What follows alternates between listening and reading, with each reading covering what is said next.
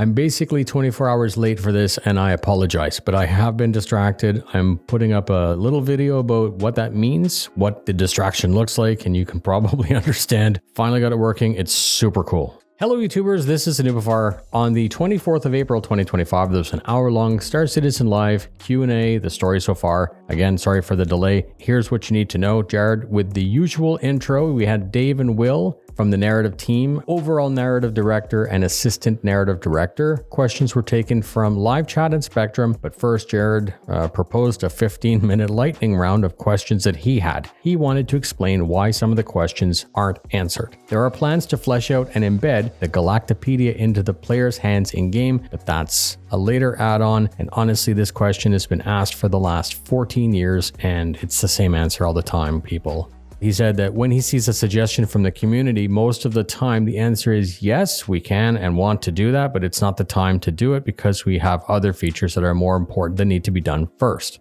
Dave was asked about regen, which is the in-game reason to explain how your toon can die and be reanimated. Dave said that regen is an imperfect tech, which means it's not going to save you all the time. Within the narrative, everyone thought that the imprints taken meant that you were safe for life, but the reality is that there have been rumors that the imprints either fail or degrade. Imprinting in general is unliked as a concept by the population, and we're talking about the narrative, not the actual people playing the game. This is the threat of the regen crisis narrative. The government and science are working to fix the problem, and you, the player, are able to take missions to gather the resources needed for this work to continue. Dave likes this storyline within the lore because it explains many of the game mechanics that are being added. Jared asked if the regen crisis is intended to be part of the death of a spaceman, and Dave looked left and up and then said no spoilers, which means yes. The question was asked about if these stories are going to become stale. For example, if I play when it's released and a new player plays in 2 years, will those stories have progressed so far that the old missions will cease to make sense? They said that they would pick and choose to see things that may be invalid and adjust them. They're adding our first alien NPC into the Stanton system, a Banu shopkeeper, a mission giver, more of a stuff collector for items that are hard to offload to other locations. That trade shop is in its most limited and initial version with plans to expand it. The items the vendor is asking for seem to make no sense, but this is going to evolve as more missions are added. After regen, they're focusing more onto the frontier fighters, who are basically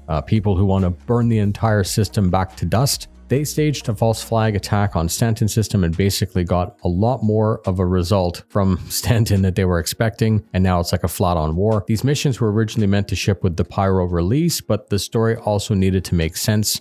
Meyer asked why can't we join and stay on the bad side of a mission set. The answer was that the Frontier are basically working towards pure death and to perform genocide. So these factions are there in the universe to provide the narrative, but there has to be a limit to what the game can allow. There will always be game mechanics that could essentially break the game for others. A guild whose goal is extermination and splitting planets into pieces. There's a new security company called Foxwell, and we needed this to deal with the Crusader patrolling of all locations. Basically, if a player's in poor standing with Crusader security, that would lock all the content down until that was restored. Having a second and third security firm patrolling the areas will prevent the player from having a pure lockdown for one incident. And as always, they plan to produce more non-combat missions. That's it. If you like the content and got something out of it, please consider sharing with a friend or org mate. Thank you very much for spending your time with me. Fly safe, and I'll see you in the verse.